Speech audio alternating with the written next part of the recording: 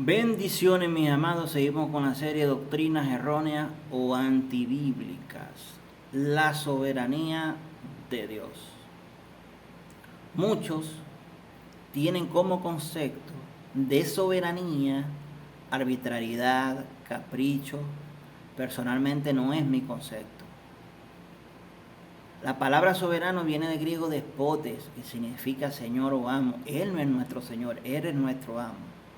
El concepto, uno que tiene posesión absoluta y poder sin que nadie le controle. Dios no es controlado por nadie. Ahora, ¿cuál es el concepto de una persona caprichosa o alguien caprichoso? Que depende solamente de la voluntad o del capricho de una persona, o no obedece a principios dictados por la razón, la lógica, las leyes. Dios no está sujeto ni a las leyes, ni a los principios humanos. Dios no viola su propia palabra. Los principios que cada uno deba de tener los conocemos conforme a lo que la palabra de Dios nos enseña. Pero algunos creen que Él dice que hagamos algo, pero Él no lo hace. Porque es la soberanía de Dios. Ese es el concepto que ellos tienen. Yo no. Si Dios me dice que yo no haga algo, es porque Él no lo va a hacer, porque Él no lo hace, porque Él no lo aprueba. O sea, Él no aprueba algo, pero Él lo hace. ¿Qué concepto es ese acerca de Dios tiene? Fíjense lo que dice Éxodo capítulo 23. El Señor manda a los hijos de Israel que no tuvieran favoritismo, que no favorecieran al pobre por ser pobre o al rico por ser rico, sino que tuvieran equidad, tuvieran equilibrio, que juzgaran según la justicia. Incluso en el versículo 5 nos dice, si viere el asno del que te aborrece, caído debajo de su carga, ¿le dejarás sin ayuda?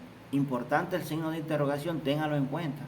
¿Le dejarás sin ayuda? Le hace una pregunta y le responde, antes bien le ayudarás a levantarlo, aunque esa persona te aborrezca. Esos son principios de Dios dados a nosotros, pero hay personas que dicen, no, Dios no importa, Dios no importa, no quiere hacerlo, no lo hace. Por Dios, cuidado, Dios no es un ser arbitrario o caprichoso. Dios no lo es, como lo vamos a ver. Tengo muchos pasajes, más de 60 versículos. Anoten. ¿Qué pide Dios del ser humano? ¿Qué nos pide? ¿Qué nos pide? Ahí había un hombre, un principal de la sinagoga, en Marcos 5:21 en adelante, que tenía una hija que estaba muy enferma, llega a los pies del Señor pidiéndole, suplicándole que le ayudara con su hija. Y el Señor, cuando iba en camino, sucedieron un acontecimiento, la mujer del flujo de sangre lo tocó. Bueno, y es desarrollado todos esos hechos mientras iba con Jairo. Pero cuando él estaba esperando que la situación que se había presentado al Señor, viene otro principal y le dice, no moleste más al maestro porque tu hija murió.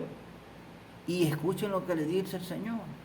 En el versículo 36, pero Jesús, luego que oyó lo que decía, dijo al principal de la sinagoga, a Jairo por supuesto, no temas, cree solamente. Yo no sé cuál es tu problema, pero yo no puedo decirte, no, es que Dios es Dios soberano, no, cree solamente que tu situación, que Dios te va a sacar de esa situación. En el contexto de Lázaro, el Señor llega, ya Lázaro tenía varios días de muerto, y incluso le dice a María, el Señor Lázaro va a resucitar, sí Señor, en el día postrero porque ya llegue. Bueno, ese es el contexto medio parafraseando, ¿verdad? Dice la palabra de Dios que Jesús se conmovió y lloró al ver la tristeza que ellos tenían en su corazón, sabiendo que dentro de unos minutos iba a resucitar a Lázaro, y el Señor lloró. ¿Qué le pidió el Señor a María? A María y a Marta. Dijo Jesús, quitad la piedra. Marta, la hermana del que había muerto, Lázaro, dijo, Señor, y es de ya, porque es de 4 días. ¿Qué le dijo el Señor?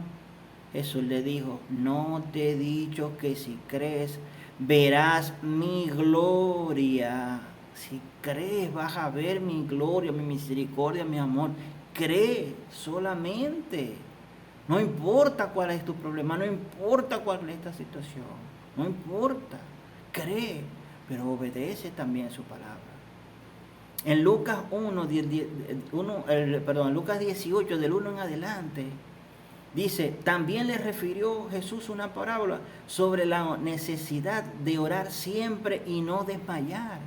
Y narra, en la parábola, coloca a un hombre injusto, un juez que no temía a nadie, un rey, perdón, que no temía a hombre ni temía a Dios y hacía su voluntad. Y había una mujer que todos los días iba y le pedía. Y dice la palabra de Dios que el juez dijo, bueno, voy a hacerle justicia a esta mujer. Y dice más adelante, en el 7, dice, ¿acaso Dios no hará justicia a sus escogidos que claman a Él día y noche? ¿Se tardará en responder? Te pregunta. Os digo que pronto les hará justicia. Y sigue ahí la narración. La necesidad de orar, hermano, siempre clamando, creyendo, sin dudar, porque si yo le pido, Señor, tengo esta situación, ayúdame, pero dentro de 5 minutos, ¿y si Dios no me ayuda? Eso es duda, eso es incredulidad. Y no podemos ser incrédulos en cuanto a Dios. Esa errática o aberrante concepto que tienen muchos acerca de Dios. Hermano, eso mengua la fe de muchos. Como le dije, un pastor, no sé, un ministro, que dijo, bueno, quizás Dios quiere que sea toda la vida pobre. Por Dios, ¿qué esperanza hay ahí? Alguien que está pasando una dificultad, ese como que nunca ha pasado hambre, esos como que nunca han estado enfermos, para decirle a alguien, no, Dios quiere mantenerte allí. O citan a Pablo tenía un aguijón, y el contexto de Pablo, ¿de qué nos están hablando, hermano? ¿Cuál es el pasaje favorito de los que tienen esta doctrina? Lamentaciones 3, 37 y 38, dice, ¿quién será aquel que diga que sucedió algo que el Señor no mandó? De la boca del Altísimo no sale lo malo y lo bueno. Este es el pasaje favorito de ellos, de los que creen en un Dios arbitrario.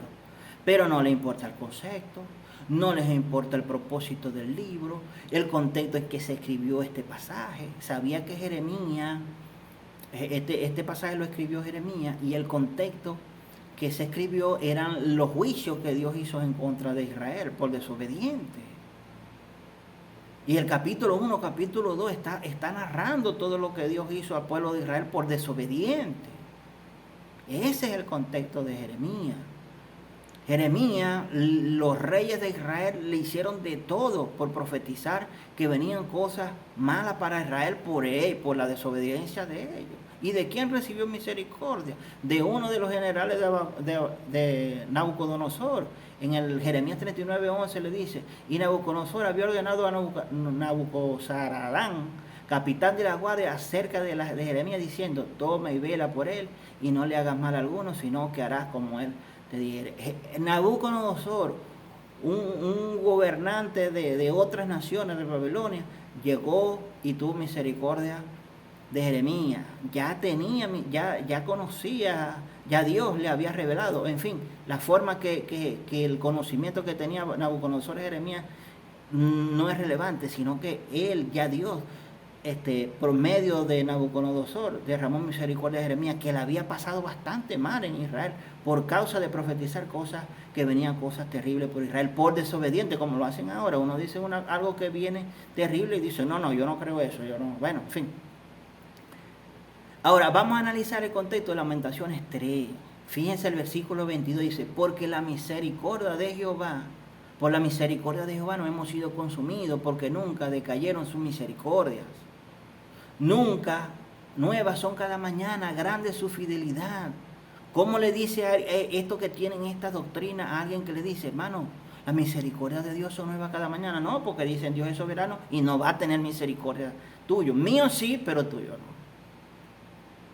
De ellos sí, porque ellos también, porque personas que lo he visto que dicen esto, están excelentes, carro, casa, comida, alimentos sanos. Pero estas personas que están afligidas, que están pasando una aflicción, por los motivos que sean, esta persona dice, bueno, creen Dios es soberano, o sea, Dios es soberano y hace como quiere, te mantiene pobre, no te sana, porque Dios, por favor, ese no es el Dios que yo conozco, no lo es. Si ellos conocen a ese Dios, bueno. Dice, bueno le es al hombre llevar el yugo desde su juventud, que se sienta solo y calle, porque Dios es quien lo impuso. Ponga su boca en el polvo, porque si aún hay esperanza. Y aquí alguien dice, no, ahí está. Dios es el que hace que uno, cálmate. El 30, da la mejilla que hiere y sea colmado de ofrenda. Porque el Señor no desecha para siempre. Escuchen, el Señor no desecha para siempre. Si antes se aflige, también se compadece según la multitud de su misericordia. También se compadece. 33, porque no aflige ni entristece voluntariamente a los hijos de los hombres. Él no lo hace de voluntad, sino por su malas conductas. Desmenuzar, escuchen, desmenuzar, que viene del hebreo daga, humillar, destruir.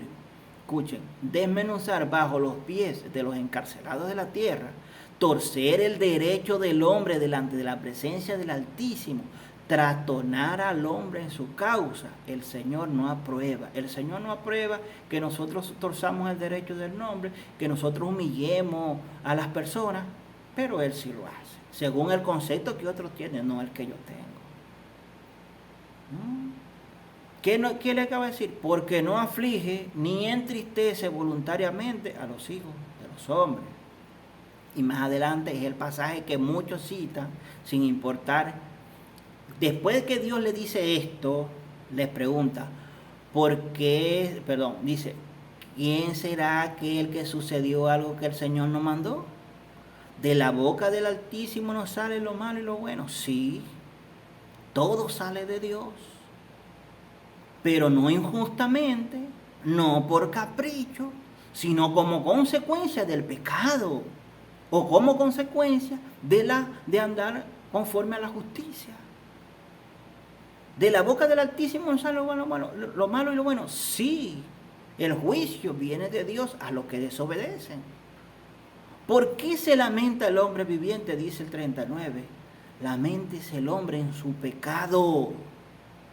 No se lamente, no diga, Dios mío, ¿por qué me has...? No, lamentate en tu pecado. Y espera siempre en la misericordia de Dios.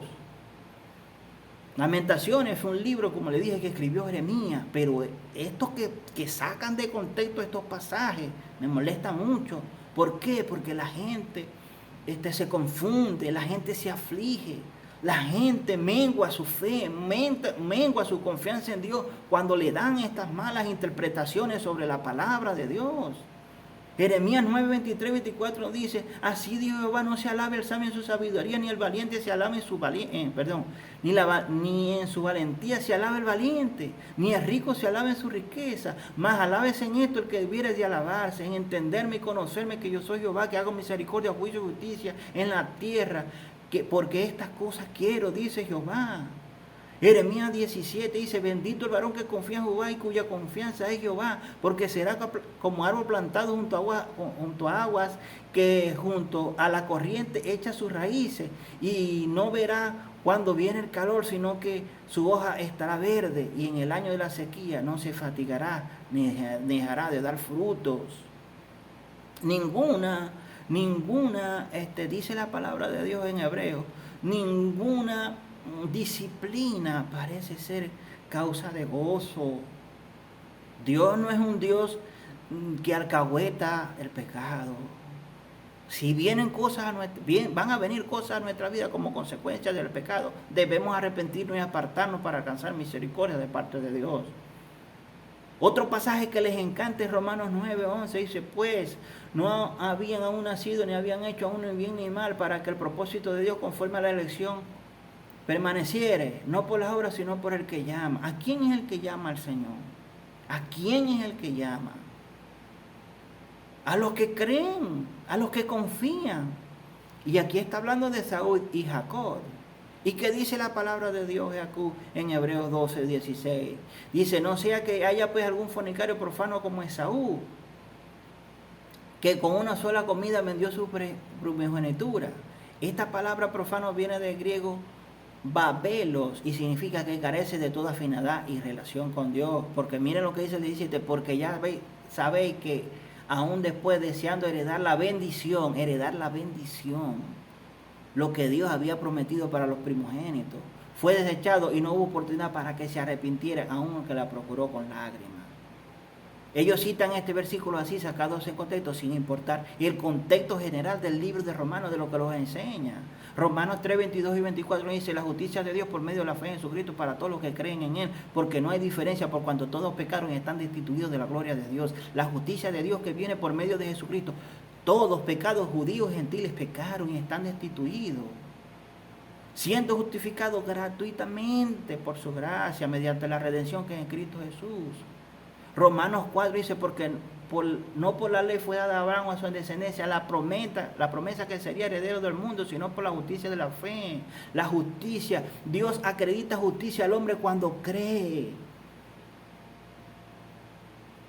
Porque si los que son de la ley son herederos, van a resultar la fe anulada la promesa. En el 16 dice, por tanto es por fe. ¿Qué es por fe?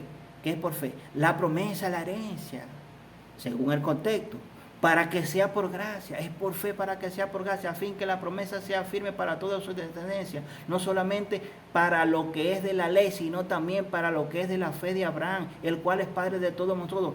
Heredamos la promesa cuando tenemos la fe de Abraham, no solamente los gentiles, sino también la descendencia de Abraham, entre ellos Jacob y Esaú. Esaú fue un profano que no confió en el Señor, y dice fornicario, y quizás fornicario espiritual, que creían en otros dioses. Romanos 5, justificado fue por fe, tenemos paz para con Dios por medio de nuestro Señor Jesucristo, justificado por la fe. Dios siempre dice, cree, no temas, no dudes.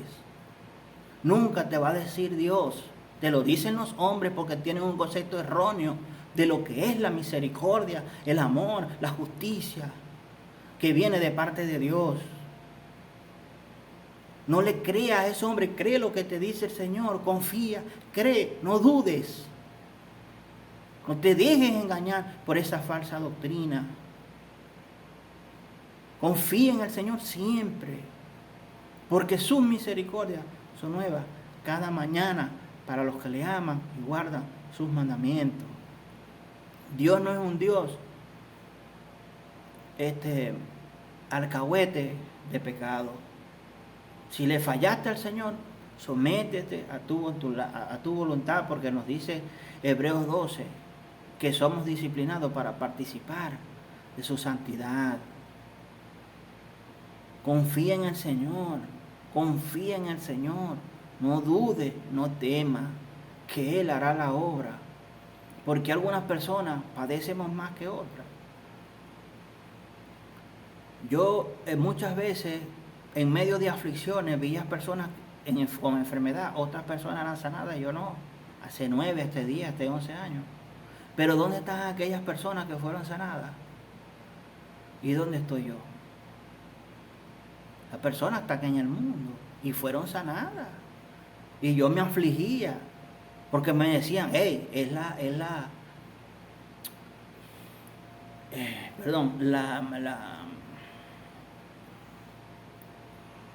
la soberanía de Dios.